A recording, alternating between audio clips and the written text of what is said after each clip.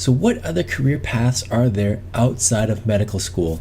We're going to answer a viewer's question right now.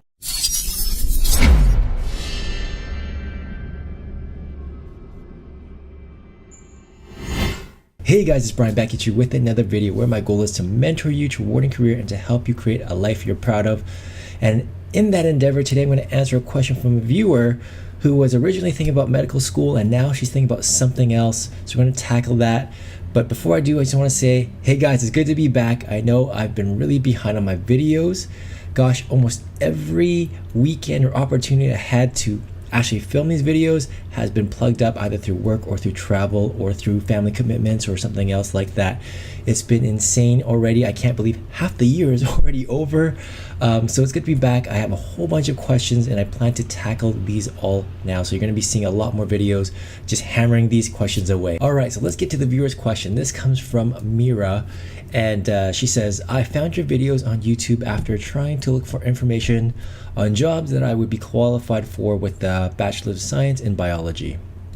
I am a 22-year-old female seriously considering looking to other career paths that do not include going to medical school.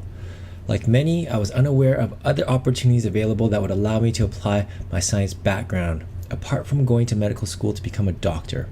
My motivation has always been my love for science, but that may not be for the best reason to go to med school, nor the best motivation to continue through the stressful journey. I know exactly how you feel, Mira. I think I was in the same boat as well. Like all my other friends, we were all gunning for medical school or dental school or pharmacy or something along those lines because that's what you knew you were supposed to do. You knew that that was a safe bet. This is something that a lot of people, a lot of parents really prided their children on going towards, and they would brag about it to their other families about how my daughter or my son is going to go into medical school or dental school or going to go to engineering or law school. This is a very common theme across all cultures, and I'm glad to see that you are actually exploring other opportunities and realizing that medical school isn't for you, or that maybe it is really too hard, or maybe your GPA isn't up to par. I know for me, the big aha moment was when I actually volunteered in the hospital, and I realized this environment was not for me. I didn't have that bedside manner. I didn't connect with patients the same way that other volunteers did, and to be honest, I just wasn't a big fan of being in the hospital, being in that environment where everyone's sick. It just wasn't my thing, and I quickly realized that I need to look at other options outside of medical school. So that was the aha moment for me, and you may have your own aha moment, but it's good that you are exploring options. Now, she goes on to say, I found out about research opportunities during the second half of my junior year in college, and I've enjoyed it ever since. However, I was scared to stray away from my plan that I've had my whole life, which was med school. I'm currently in second year post-bachelor research program, and I'm hoping that it would make me as competitive as someone who has completed their master's. I am interested in pursuing opportunities in clinical laboratories, pharmaceutical sciences, and anything else similar. I've completed 1.5 years of research experience in undergrad, plus my 2 years internship, with a total of 3.5 years. I would like to know what kind of jobs I'm qualified for with that experience. Thank you. First things first is, where are you from? Are you from the States? Do you intend to work in the States? Do you intend to work in Canada? Or do you intend to work in a different country? And the countries and the industries within those countries determine how much value those degrees have. For example, in the States, a PhD is definitely more valued than, say, a master's, whereas in Canada, a master's is actually probably the right amount of education to have for the most part, and anything above that may be overkill.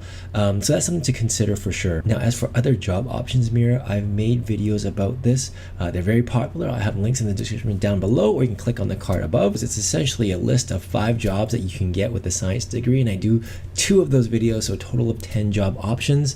Definitely check those out. Let me know what you think. So Mira, it's obvious that you are struggling a little bit trying to figure out what your career path is going to be. I mean, you're still very, very young. You're, second year or so in your university or college path.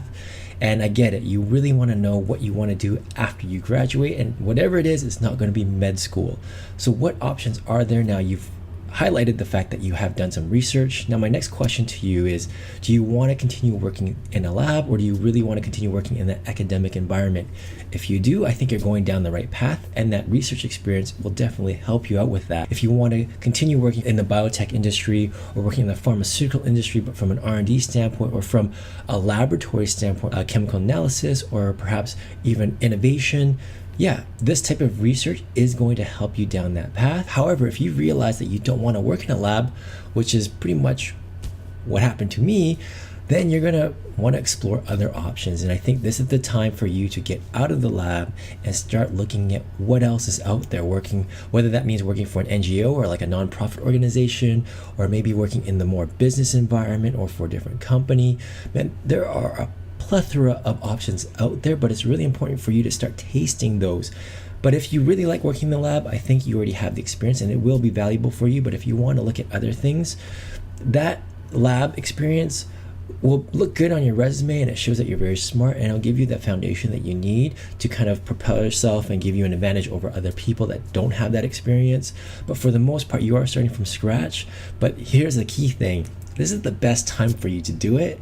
I know you're probably rushing to finish school, but this is the best time for you to look at what your options are, maybe intern or start doing some research as to what are the companies you want to work for. You want to play with this right now before you graduate. This is the best time. You can make tons of mistakes. People aren't going to hold that against you. And because you haven't graduated yet, employers aren't going to put you against other people who have already graduated or have experience. They're going to view you completely different. They're going to look at you as a college student. You come in and say, hey, I'm a college student, I'm only third year, I really want to understand the industry more, I really like your company, and here are all the reasons why. I think you have a really strong case to even work part-time for them or work in a more internship-like role. I think it'd be awesome. Miro, one more thing, if you haven't yet downloaded my book, The Unfair Advantage, this will give you a better mindset as to how to go after these types of companies, how to portray yourself, how to write and contact them. I definitely recommend that you download the book. It's completely free. Just go to my website, 101mentoring.com. And if you like what I said today, but feel like I don't have the full picture, you know how to reach me. I also have products and services. We can do a one-on-one mentoring session. We could do a session on Magnifi. So for those of you that aren't familiar with Magnifi, I've done a video about it. It's essentially a mentoring or video session where you pay by the minute. This is really cool for those that are looking for a very, very quick answer with me. You pay for what you use essentially. Now, previously it was on iOS only. Now it is on Android. So it's definitely a really good platform for those situations where you have a question that you want me to answer immediately. But if you have something that you really want us to dive much deeper into, then definitely check out my other products and services. I think a one-on-one mentoring session would be best. This is a very important topic. I mean, you are trying to plan the rest of your life. You're trying to plan how much you're going to make for the rest of your life. This is a really key moment for you. So it's important to do the proper investment, the proper research in order to make sure you set yourself very, very well for success, and so that you don't have to fumble along much later and actually cost yourself more money. So guys, if you have a question you want me to answer in a future video, go to my website, 101mentoring.com, submit your question to me that way, or leave a comment down below. Guys, thank you so much for watching, and I'll see you next time. Cheers.